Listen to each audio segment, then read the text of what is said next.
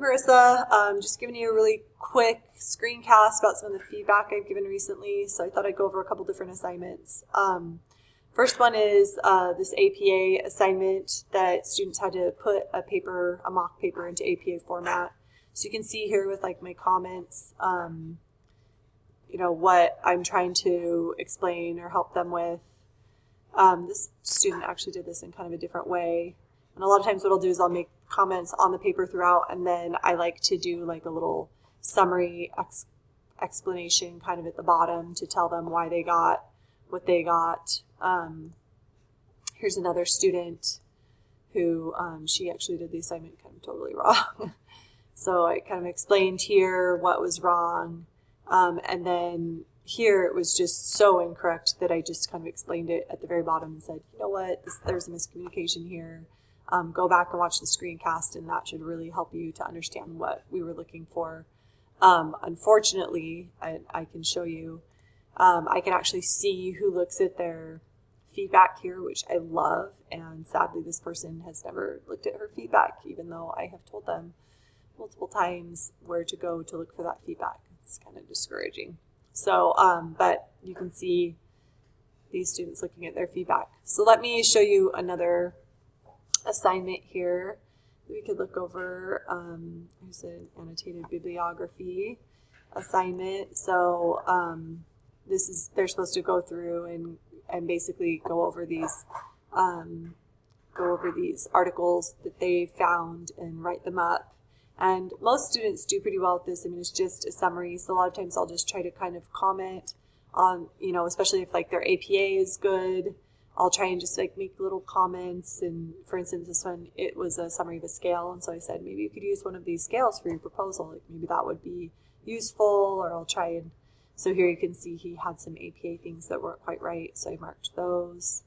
And then again, I'll come down here and I'll give them some feedback at the bottom. I really try to kind of mix like a positive and a negative. So I'll say something like, this looks really good overall. You had some minor errors here, go back. And then at the end, I'll try and say, good work, good job, or this is really close. Because I don't want them to feel totally discouraged. I want them to see where their errors are, but I want them to feel like they can move forward with that. And again, here, it looks like I did it a little differently here, where I just kind of made little comments off to the side. But I do try to make little comments here or there just so that they know I'm reading and that I'm interested. Especially if they do a good job, there isn't a lot to like criticize. So I just want them to know that I'm reading it and maybe just give some ideas as I'm going through. Okay, the assignment that I've probably given the most extensive feedback on recently is that students just turned in their introduction drafts. So let's look over those. So this particular student did very poorly because she didn't follow the assignment at all.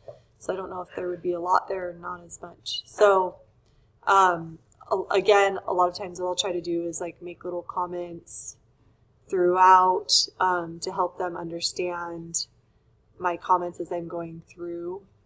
But then, so for instance, this person's particular problem was that she didn't reference any of her studies. The only thing that she referenced was, she did make a reference here, but it's not to an article. And then she only referenced a Sports Illustrated article, which obviously isn't a scholarly article. And then her hypothesis wasn't one that she could really test. It wasn't something that she could put into a empirical study. So she did not do very well. And then the thing that's nice here is I have a little grading form off to the side here that students can click on. And it has a little rubric is strong. It's a grading form where they kind of have different points that they can get for each one of these items.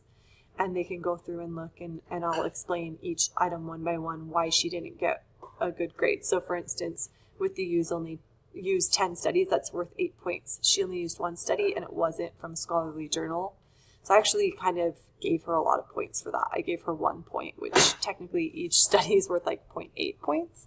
So I was kind of generous with her on that one.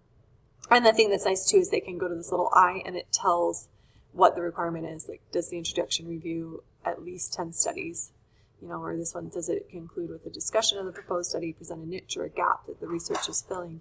So they can kind of get more info. This is a really, really great feedback tool if students will use it. Unfortunately, a lot of students don't look at it. In fact, this student emailed me immediately after getting her grade in gradebook and said, "Why didn't I get any feedback?" Which makes my heart cry a little bit. But we talked about it, and she did. You can see here she did actually go in and look at it. So I appreciate that fact that she actually did go and look for that feedback. Okay, let's look at maybe like one or two more. So this student, she actually did quite well. She got an A, but right here, I just told her it should be the same font. And again, I'll go through here and make comments throughout as I read. I'm amazed at how many students don't use topic sentences. They'll just start in with a research article, and I'm like, use a topic sentence so we know what you're talking about. Sorry. I guess that's a pet peeve of mine. Anyway, so you can see as you're going through like that I've just made different comments, and here a lot of times in the hypotheses, I'll just say things like, do you want to make this more specific? How are you going to measure this? Think this through. Even if you don't make that really specific, you need to be able to think of how you're going to test it. And then again, here's the grading form where she could look through and see, probably she could improve her hypothesis a little, maybe the writing a little bit here and there. She actually did quite well.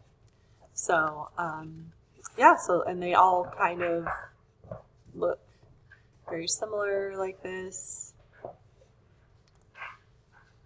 You can see another one, comments. So, and then you can see my grade form here off to the side where I've gone through and kind of tried to give them some clear feedback on why they're getting what they're getting. So anyway, this is the majority of where my feedback is, and like I said, I hope students are looking at it. Actually, I've done quite well here with, oh, look at this person turned their draft in super late and didn't even tell me. We might have to have a conversation about that. But you can see that most of these people have looked at them, and which makes me happy to think that maybe they're actually going to read over their feedback and apply that in a later draft.